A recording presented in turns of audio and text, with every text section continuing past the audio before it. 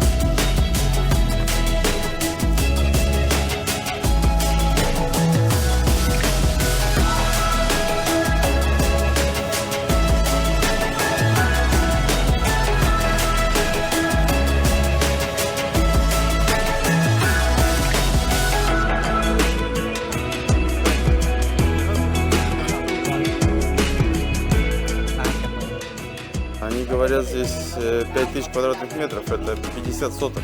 Сейчас этот участок используют как стоянку для строительной техники.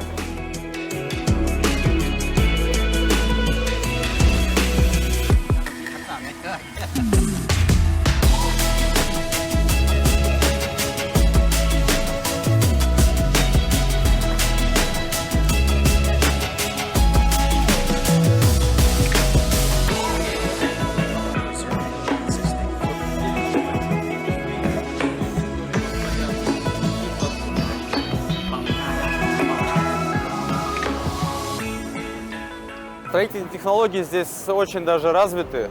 Вот эти здания, они нам это доказывают. Посмотрите, пожалуйста, наверх. По статистике в Ханое это не самые сильные ветра, но они здесь есть. Так же, как и в любом другом регионе мира. Поэтому вполне возможно было бы реализовать и на этой территории наш объект.